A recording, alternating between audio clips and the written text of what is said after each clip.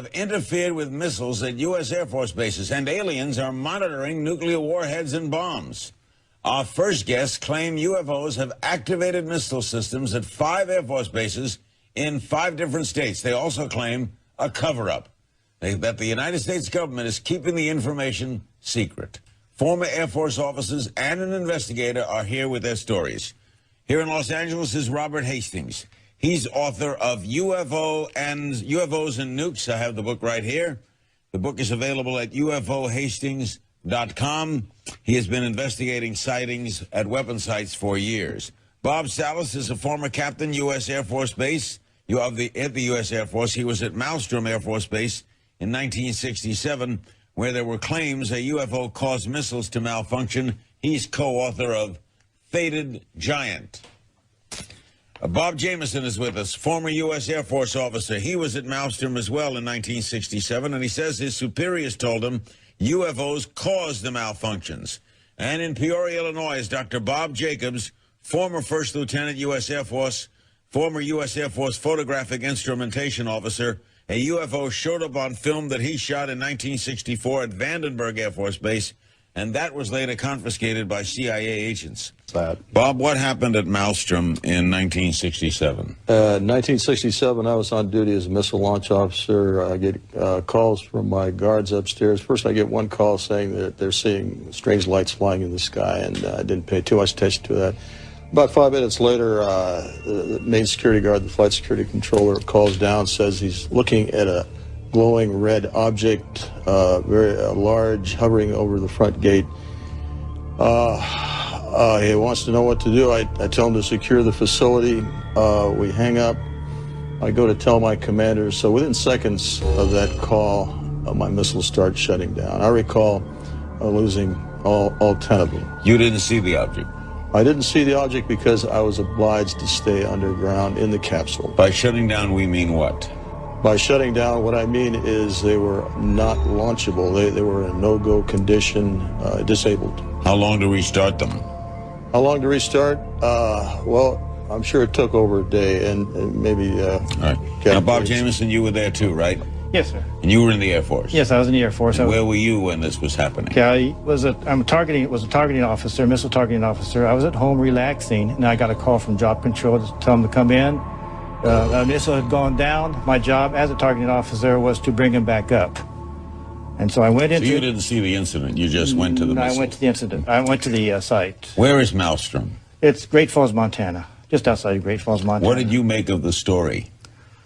Well, I know that it's true. I went into Job Control after I got to the hangar. I was called in, went to the hangar, went to the Job Control, and I noticed they have a map of the whole complex with green lights where the missiles were good, but there's one small area with 10 red lights. I mean, those missiles were out. Is it possible they just malfunctioned? That doesn't happen. Very rarely does a missile malfunction, and I don't think any... Much more rare would be 2 at the same time, but never 10.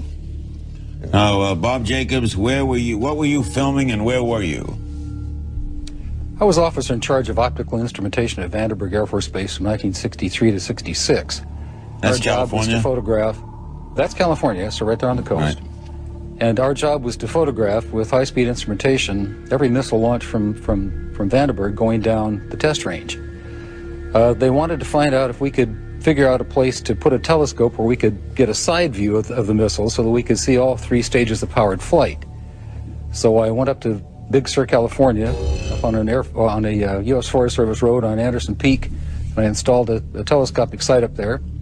The Air Force flew in a huge catadioptric telescope from the Cape. It was built by Dr. Walter Manning at Boston University. They put the telescope up there, and with that thing, which had a focal length of 2,500 inches, we photographed an Atlas missile raising up out of the fog cover and flying down range. We got all 3 stages of powered flight, and as the dummy warhead and the package flew on down range, we were all celebrating the fact that we had seen the thing and accomplished the mission. When I got back to the base with the film the next day, I was called into the office of Major Florence J. Mansman, and there were 3 people in gray suits standing in there. There was a 16mm camera and a screen setup. Major Mansman said, "Lieutenant, sit down and watch this." And he turned down the lights, turned on the camera, on the projector, and the film came on. And I recognized it as the film that we'd shot at Big Sur the previous day. Toward the end of the flight, I was looking at Major Mansman saying, "Pretty good stuff, huh, sir?" And suddenly he said, "Just watch this." And as I watched, the warhead, the dummy warhead, the chaff that was put out in front of it as a decoy to deflect the Russian anti-missile tracking radar. Everything was flying along, and suddenly, in the same direction this stuff was flying at about 8,000 miles an hour, an object came into the frame, shot a beam of light at the warhead, flew up to the top, shot another beam of light at the warhead, flew around the direction it was flying, shot another beam of light at the warhead, flew down, shot another beam of light at the warhead, and flew out the same way it came in. Well, I don't understand. Why didn't you see this when you were shooting it? Well, it was 600 to 800 miles away from us. Oh, I got you. The And only they reason- confiscated. the only thing Well, first of all, Major Mansman said to me, "What was that? Were you guys screwing around up there?" I said, "No, sir." And he said, "Then tell me what that was." And I said, "We got a UFO." And he said, "Lieutenant, you are never to speak of this again. As far as you're concerned, this didn't happen." Hold on, guys. Bob Salas, you agree? Yeah, I would like to make a comment real quick. The Air Force has perpetrated a fraud, especially in our case. They claim in their statement about UFOs that nothing has ever, no UFO incident has ever affected national security, and we lost 20 missiles during the Cold War. They also stonewalled the Condon Committee at that time. The Condon Committee had heard about our incident and were told to go away. They said they were told that no UFOs were involved. And then the Air Force turns around and uses the Condon Committee as a reason not to further investigate UFOs. Saw something, and coincidentally, the missile shut down. Isn't that a weird coincidence? Yeah, many times I've flipped a light switch and what you if hear a the same, siren. I mean, what if the same thing happened a week earlier? Only this time, 10 missiles go down. A lot of security guards see the UFOs right above the or 5 other missile bases Okay, so on why haven't repeated we- occasions. Is that a coincidence too? I mean, you combine the 50s, two. Are 60s, those two 70s, and coincidences? 80s. One at a time. Well, There's over here's the thing, 100 it's not- people. Bill, well, in science, it's I not wish evidence. I wish Edgar Mitchell were here. But in any Right. case, It may not be evidence, let's say, but it is certainly 100 a people source are of- telling the same story at different Air Force bases over a 40-year period. These guys were entrusted One at with a time. weapons of destruction by the U.S. government, Yeah. and there's 100 now are coming forward and saying UFO shut down their nuclear weapons. Well, And we have mass psychosis in the among our interest of nuclear time, missile in the forces. interest of time, Dr. Jacobs, he takes pictures, he comes back, they call him in, they show him the pictures I of this saw it. I'm an strange thing. eyewitness. He saw it. I'm he not saw talking it, about- Okay, and my they confiscated. Yeah.